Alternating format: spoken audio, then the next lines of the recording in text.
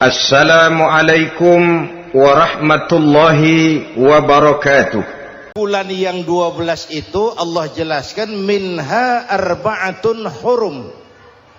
Ada 4 bulan yang disebut bulan yang dihormati, bulan yang disucikan, bulan yang diharamkan.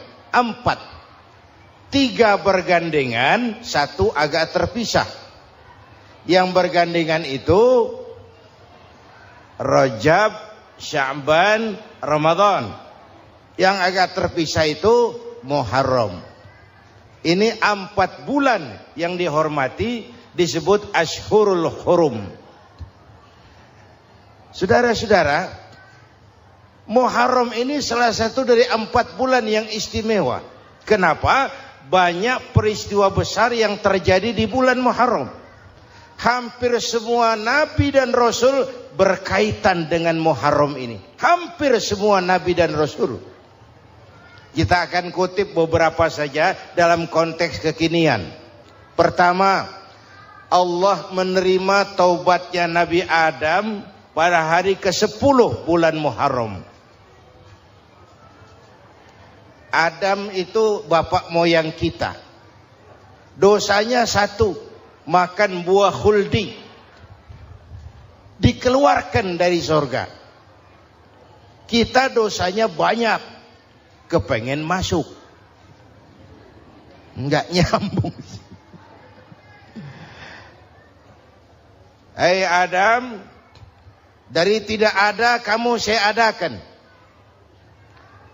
Saya perintahkan tinggal di surga. Merasa sepi sendirian, saya ciptakan Siti Hawa supaya kamu tenang. Kamu boleh nikmati semuanya. Ini boleh, itu boleh, ini boleh, itu boleh. Makan, makanlah yang kau mau. Minum, minumlah yang kau suka. Pakai, pakailah yang kau senang. 1 yang saya minta, jangan dekati pohon khuldi. Itu kau tidak sanggup, keluar. Diusir dari surga. Sujud Nabi Adam. Kata riwayat 40 tahun sujud. Membaca Rabbana zalamna anfusana wa illam taghfir lana wa tarhamna lanakunanna minal. Itu namanya istighfarnya Nabi Adam. Istighfar itu kan mengucapkan astagfirullah. Basmalah membaca bismillah. Jangan kayak teman saya disuruh banyak-banyak baca istighfar, benar-benar dia baca istighfar, istighfar, istighfar. Bukan itu maksudnya. Nah, maka salah satu amalan yang sangat dianjurkan di bulan Muharram ini memperbanyak istighfar. Tidak ada orangnya yang tidak. Ayo jujur, ini yang kumpul di sini ini semua, ada nggak yang nggak punya dosa? Yang merasa nggak punya dosa, ayo ke depan. Ada? Tidak ada. Setiap kita, entah kecil entah besar, sengaja terlupa, pasti mempunyai yang namanya khilaf dan salah. Dan Allah Tuhan kita bukan Tuhan pendendam. Allah Tuhan kita Tuhan yang ramah dan rahmah. Manusia, dosamu banyak, tapi ampunanku lebih banyak. Salahmu besar, rahmatku jauh lebih besar. Kau sujud di hadapanku, aku bangga melihatnya. Kau menangis di hadapanku, aku senyum melihatmu. Kau berjalan menujuku, aku berlari menyambutmu. Karena itu amalan yang sangat dianjurkan di bulan Muharram ini memperbanyak istighfar. Itu kalau istighfarnya Nabi Adam. Ada istighfarnya Nabi Yunus. Ibu kenal Nabi Yunus? Di mana kenalannya? Sok tahu. Nabi Yunus itu ketika berdakwah kepada kaumnya yang bandel, memberikan peringatan, kalau kalian tidak mau beriman akan turun azab. Kapan Yunus? Akan. Kenapa mesti akan? Sekarang aja kalau mau, saya tungguin. Kurang ajar betul ini umat. Akhirnya Nabi Nuh menghindar dengan perhitungan, kalau azab tidak turun saya sudah jauh. Meragukan janji Tuhan. Lalu naik kapal, dinaiki oleh Yunus, kapal mogok. Dicari siapa biang keroknya ini.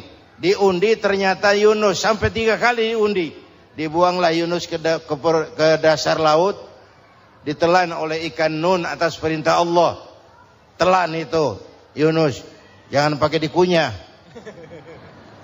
rusak urusan. Telan saja, simpan di perutmu. Dibawa oleh ikan Nun ke dasar lautan. Itu yang oleh Quran dikatakan bertemulah 3 macam kegelapan. Zulumatun salas, gelapnya tengah malam, gelapnya di dasar laut, gelapnya di dalam perut ikan. Itu namanya peteng, mbahnya gelap. Di perut ikan itulah Nabi Nuh sadar akan kesalahannya, meragukan janji Allah, meragukan janji Allah. Ia sujud di dalam perut ikan itu, membaca la ilaha illa anta subhanaka inni kuntu. Itu istighfarnya Nabi Yunus. Dibacakan istighfar begitu, ikan sakit perut, Pak. Di dasar laut kemana mau cari apotik? Dia naik ke permukaan, memuntahkan isi perutnya. Nabi Yunus keluar dengan selamat. Itu pun terjadi pada hari ke-10 bulan Muharram. Istighfar intinya itu. Itu amalan utama bulan Muharram, memperbanyak istighfar.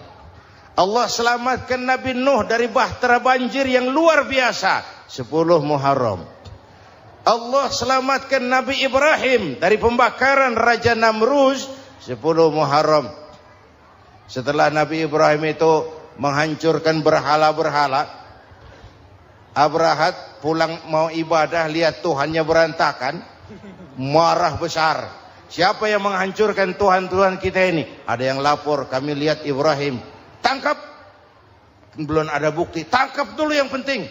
Bukti belakangan. Tangkap. Wah, dikerahkanlah aparat. Tangkap Nabi Ibrahim. Disidang langsung oleh Abrahat. Oleh Namrus maksud saya. Ibrahim, kau yang menghancurkan berhala-berhala kami ini, Tuhan-Tuhan kami. Siapa bilang? Ada yang lapor. Saya dengar enggak semua berhala itu hancur. Ada yang paling besar. Angkat tangan, saya lihat ada kampak di tangannya. Barangkali yang besar itu iseng tuh. Yang kecil-kecil dikampakin. Tanya aja sama dia. Kamu gila? Kenapa? Masa kami disuruh nanya berhala? Nggak bisa jawab. Nggak bisa jawab.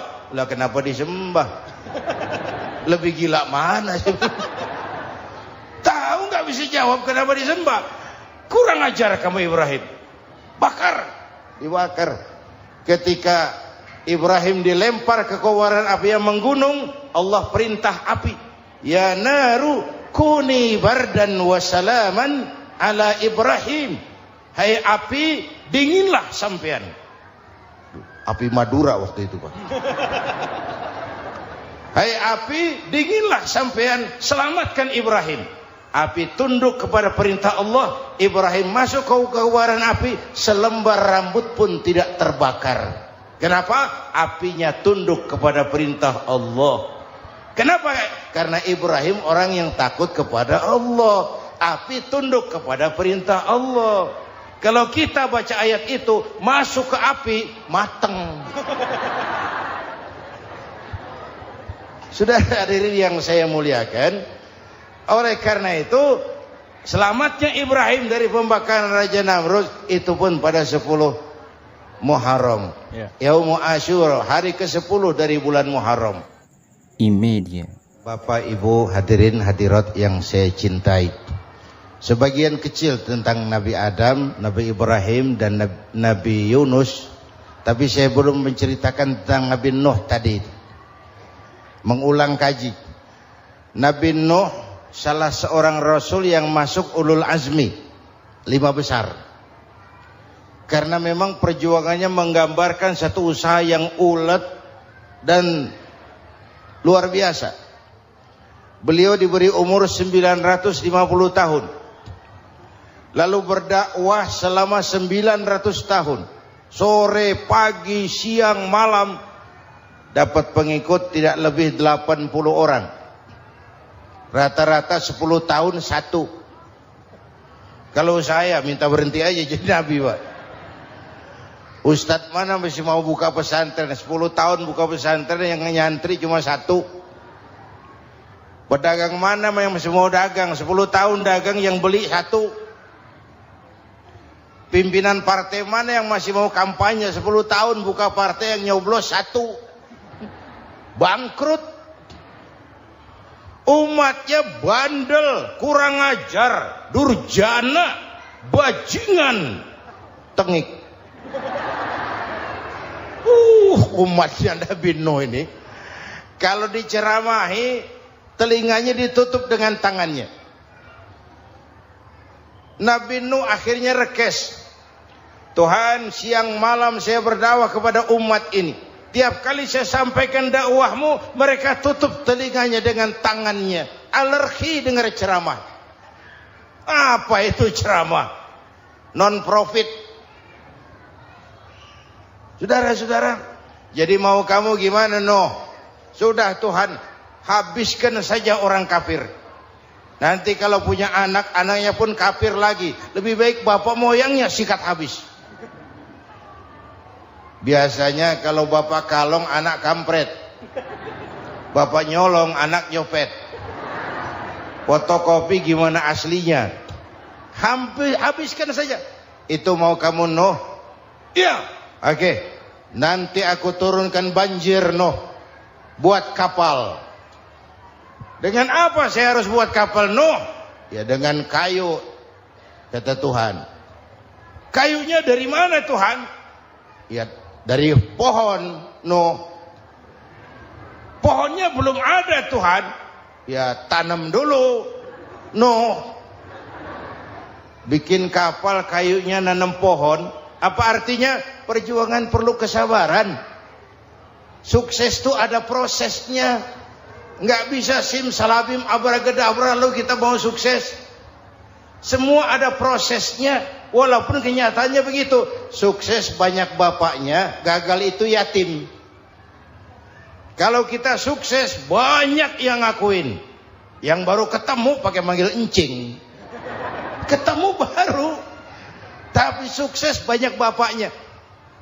Gagal yatim, gak ada yang mau ngakuin kalau kita gagal itu. Udah bikin kapal dengan kayu di tengah kampung, bikin kapal ini. Bayangkan di tengah kampung bikin kapal, orang kafir makin menjadi-jadi. Lihat Nuh, kenapa? Makin sarap. Bikin kapal di tengah kampung, mau belayar kemana? Tuh lihat, kalau orang nggak tahu tujuan, mountain setengah jalan. Proses yang dinilai bukan finalnya. Ya kayak gitu kesimpulannya. Saya enaknya sendiri. Bikin kapal. Kapal mendekati selesai. Ini orang kafir rame-rame datang ke kapal Nuh. Mau apa? Buang najis. Sakit perut berangkat ke kapal Nabi Nuh. Nongkrong. Dapat 2-3 tumpuk pulang. Penuh lantai kapal dengan najis manusia. Inilah perjuangan. Bukan jalan raya lurus bertabur bunga di kanan kirinya. Banyak ondak dan duri, fitnah, caci maki, antipat, segala macam. Nuh. Ada orang tua dasar kafir, kurang ajar, sudah stroke berangkat juga ke kapal Nuh. Mau buang najis, pincang-pincang digotong orang. Selesai buang najis, dia bangun mau pulang, pegangan tiang kapal terpeleset, jatuh di atas tumpukan najis. Terjadi keajaiban, yang struknya sembuh, lumpuhnya hilang, berangkat digotong-gotong pulang, jalan gagah sekali. Tapi orang kampungnya heran, ente sudah sembuh? Sudah. Berobat di mana? Kok begitu paten? Di kapal Nuh. Masih banyak.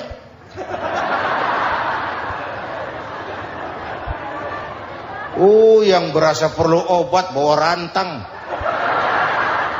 Ambil bersih lagi geladak kapal itu. Sudah selesai Nuh? Selesai. Oke, kau orang yang beriman bersamamu binatang serba sepasang, naik. Naik Nabi Nuh, naik orang beriman, naik binatang serba sepasang. Ini cikal bakal penyelamatan manusia, Pak.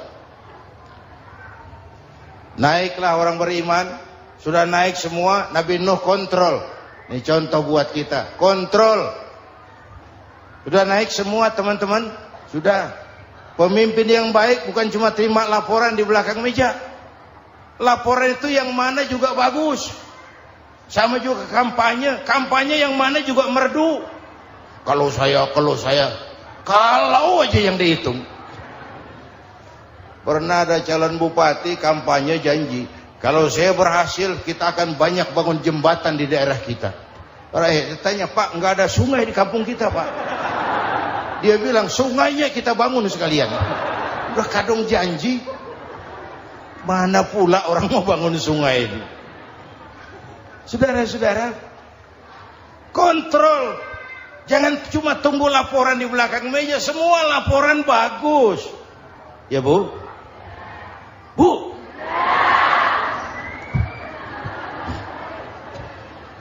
Nabi Nuh kontrol. Sudah naik semua? Sudah, Nuh. Pulan bin Pulan naik. Naik, Nuh. Paimin bin Tukijo. Naik. Kami lihat naik. Ada orang Jawa juga, Kiai? Ada. Sudah kontrol. Kanan anak saya ikut nggak naik kapal? Kami tidak lihat itu, Nuh. Kanan. Ini potret. Bapaknya aktif ke masjid, ibunya rajin ke majelis taklim, anaknya keleleran kemana-mana. Bukan di sini, di Prancis. Udah di sini insya Allah sama.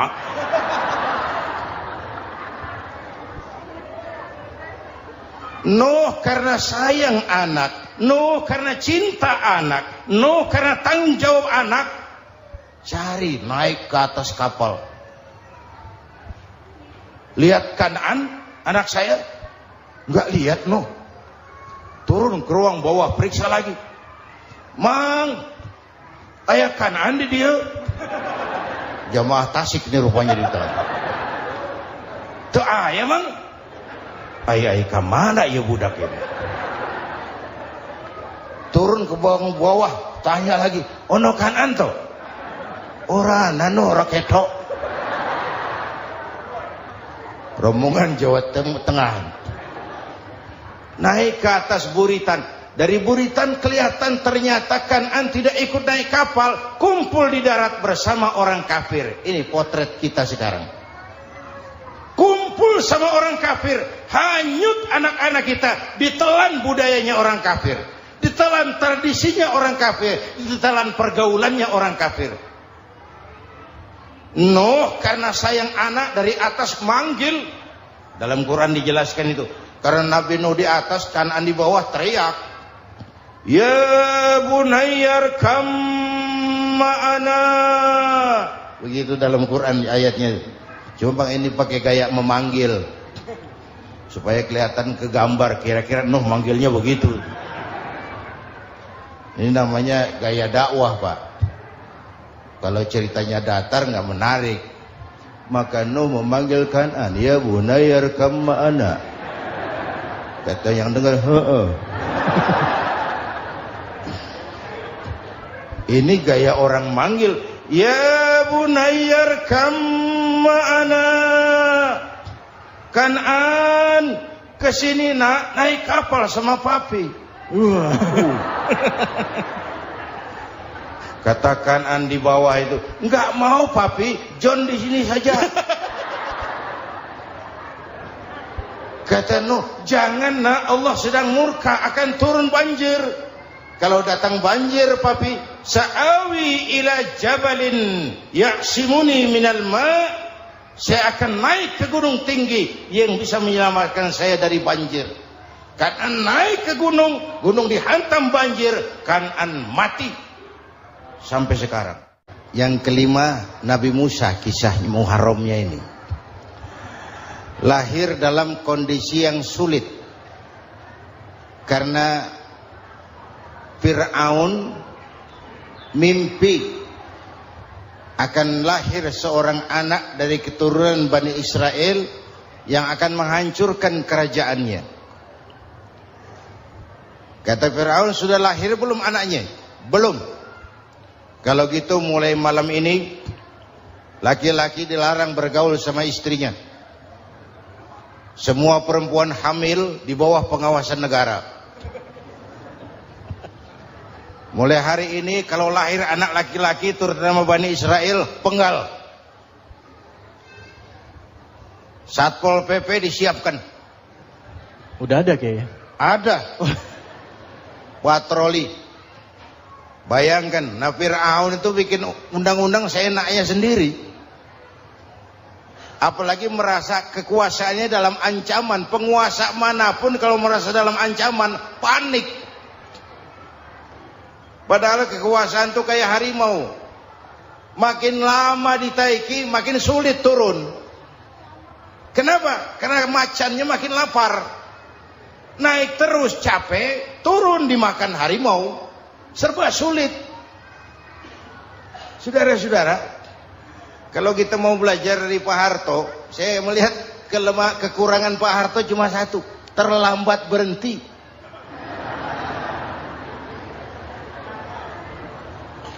Terlambat berhenti. Di sekelilinginya banyak tukang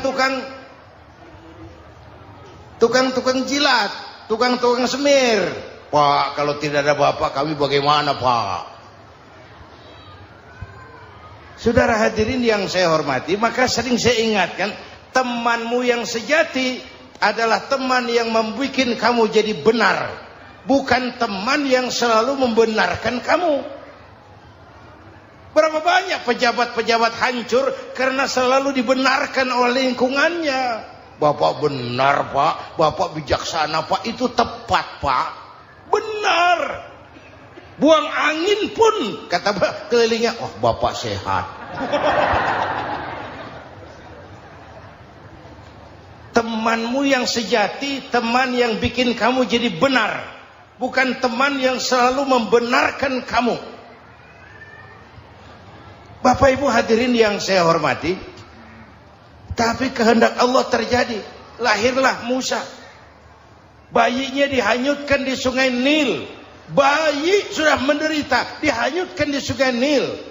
Dan akhirnya besar di lingkungan istana Fir'aun. Diriwayat oleh Ratu Aisyah, perempuan Fir'aun. Setelah mulai berjuang, terjadilah itu. Musa dan pengikutnya dikejar oleh Fir'aun. Sampai di tepi laut, Allah wahyukan Musa, lempar tongkatmu ke laut. Dalam kondisi darurat, mukjizat tiada jalan. Kondisi darurat. Kalau tidak, mukjizat itu maunya Allah, bukan maunya Nabi. Nabi enggak kuasa. Allah yang mau. Tapi hidup Nabi bukan mukjizat, manusiawi. Tidak mentang-mentang ada mukjizat tongkat, tiap sulit main tongkat. Enggak usah berjuang kalau begitu. Itu darurat menyelamatkan umat. Tongkat dilempar ke laut, laut terbelah. Laut terbelah. Itu secara visualnya bisa kita lihat dalam film The Ten Commandments. Udah nonton belum? Urusan nonton kalah sama Ustadz bagaimana sih? Ten Commandments, 10 firman Tuhan. Tekniknya bagus loh. Bagaimana laut terbelah. Musa lewat. Fir'aun mengejar. Musa sampai di ujung sana. Fir'aun masih di sama tengah perjalanan. Laut nutup kembali. Laut menutup kembali. Fir'aun tenggelam. Cengap-cengap di lautan. Begitu nafas sampai di tenggorokan, Fir'aun sambil cengap-cengap itu, amantu bi Rabbi Musa wa Harun. Duh, kalau begini mah saya juga percaya sama Tuhannya Musa.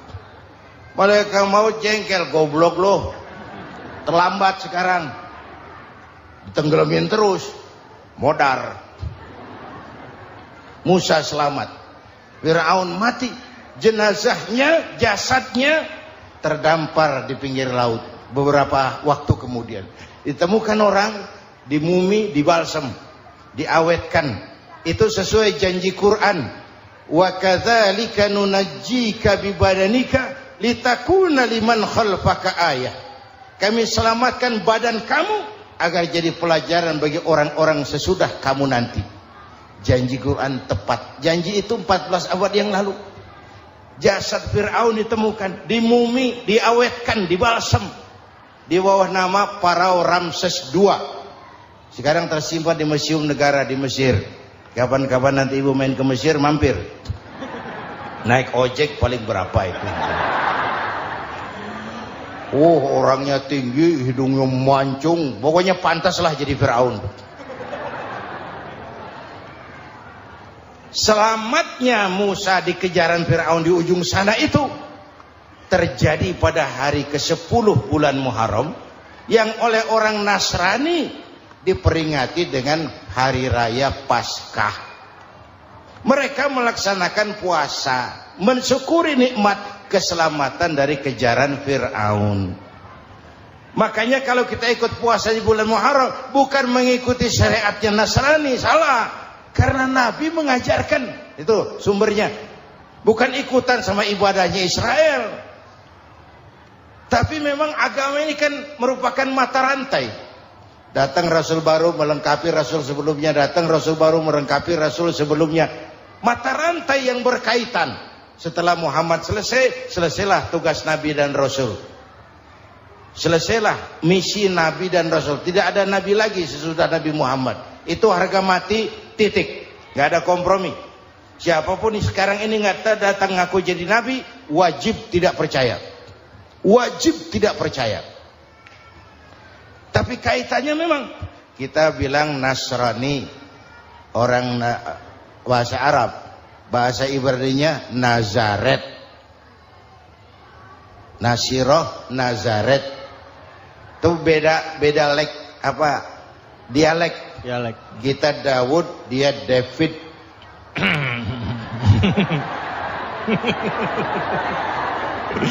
Ibrani. Kita Ali, dia Alek. Kita Sulaiman, dia Solomon. Kita Camat, dia Comot. ini yang ngomong ini comot sembarang. Imedia. Bapak dan Ibu jamaah yang saya cintai, pertanyaan pertama, hijrah qalbiyah. Ada hijrah badaniyah, hijrah fisik yang dilakukan Nabi dan sahabat dari Mekah ke Madinah. Itu hijrah badaniyah. Ada hijrah qalbiyah, hijrah hati. Dan ini yang kita perlukan sekarang. Karena refleksinya akan membias kepada alur kehidupan. Kalau hati kita mau berhijrah, fisik akan mengikuti.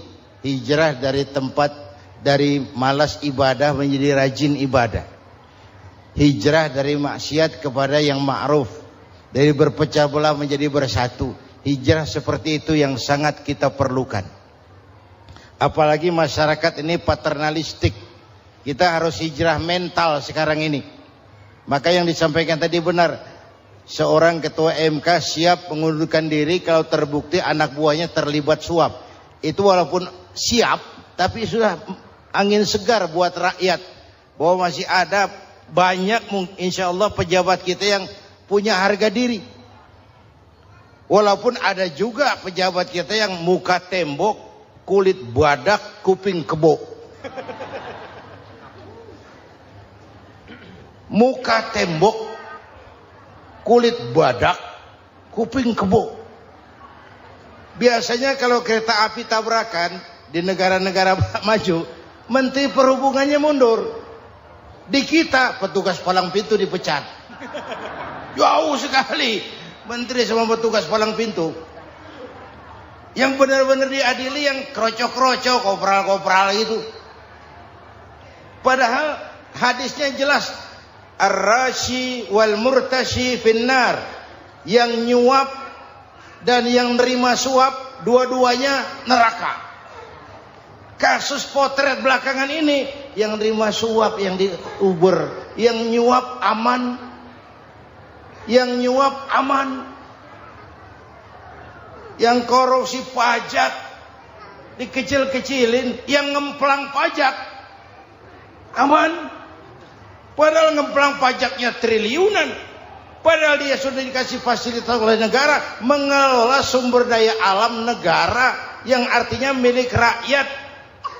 Dia harus bayar pajak, uang pajaknya dikumpulkan bagi sebesar-besar kemakmuran rakyat. Itu tindakan merugikan rakyat. Karena itu betul, saya setuju hijrah qalbi yang perlu kita lakukan sekarang. Hijrah hati. Kita ini bangsa Indonesia seperti timnas. Timnas sekarang anak-anak muda sudah berani pakai baju PSSI. Iya. Kenapa? Menang. Coba kalau kalah terus, nanti menang. Tapi bangsa Indonesia itu memang seperti timnas. Namanya kesebelasan. 11 orang. Walaupun ada pemain bintang ya ada presiden, gubernur, menteri, itu bintang-bintang. Tapi bintang baru ada artinya kalau dibantu 10 pemain yang lain. Cristiano Ronaldo.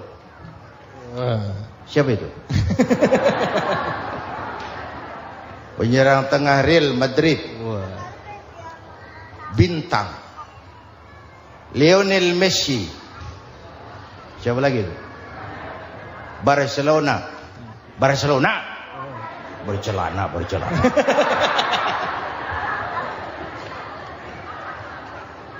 Michael Rooney. Bintang Manchester United. Ronaldo baru bintang, Messi baru bintang kalau ada 10 pemain yang lain.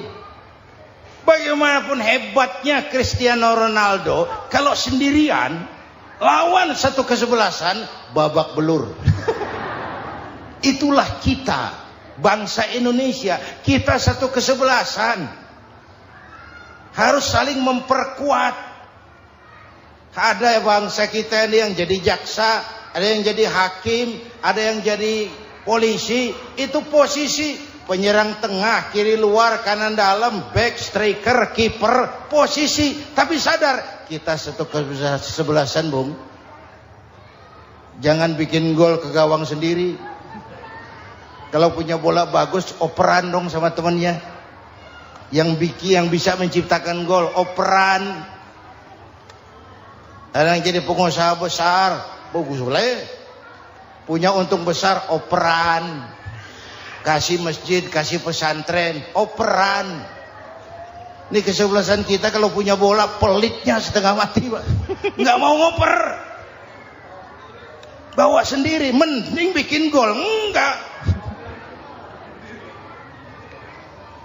Kita ini satu kesebelasan. Satu sama lain harus saling memperkuat. Bahwa ada penyerang tengah, itu sih posisi. Tapi kalau memang peluang memungkinkan, ayo dong operan. Saya iri sama kesebelasan Nasrani di Indonesia. Mereka kalau punya bola operannya cakep. Gereja cepat selesai, rumah sakit Kristen cepat selesai. Kenapa? Operannya bagus. Kita ini kalau punya bola bawa sendiri, nggak mau ngoper. Maka masjid nggak selesai-selesai. Madrasah banyak yang bocor. Rumah sakit Islam kalah bersaing. Kenapa? Operannya berat. Ayo menyadari, kita ini timnas, satu kesebelasan. Jangan menjegal kawan seiring. Kawan sendiri dijegal. Sudah musuh terlalu kuat, gawang sendiri dijebol. Akhirnya terbalik kita ini. Ujian terberat telah diberikan Allah kepada para anbiya. Kemudian para aulia, kemudian para ulama.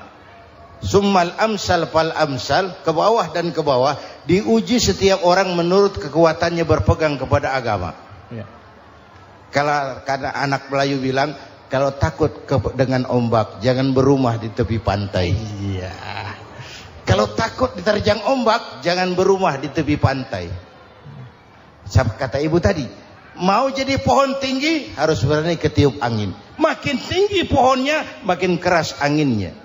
Takut angin, jangan jadi pohon tinggi, jadilah rumput. Iya. Nggak ditiup angin, tapi diinjak kebo.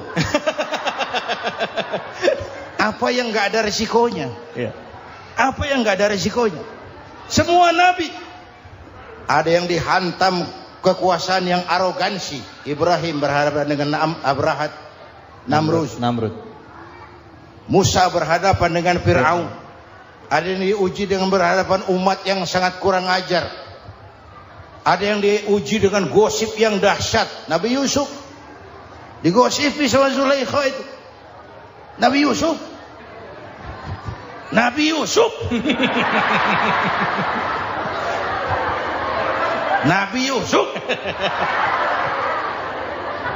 Ya. Yang namanya gosip itu kan menyebarkan keburukan orang. Kalau benar saja hukumnya ghibah. Ya. Kalau salah hukumnya fitnah. Fitnah lebih bahaya dari pembunuhan. Benarnya ghibah, salahnya fitnah. Saudara hadirin yang saya hormati, jadi resiko itu biasa. Tidak ada yang tanpa resiko. Kalau takut ombak, jangan berumah di tepi pantai. Tinggal bagaimana kita menyikapinya. Kalau kita dewasa, ini bagian ibadah saya kurang. Mungkin karena dia omongin orang, tambah pahala saya. Mungkin karena dia omongin orang, tambah pahala saya. Maka saya ngadepi gosip, sepatah pun saya nggak ngomong. Saya cicing. Saya percaya masyarakat itu punya filter. Amin. Saya percaya Tuhan tuh nggak tidur.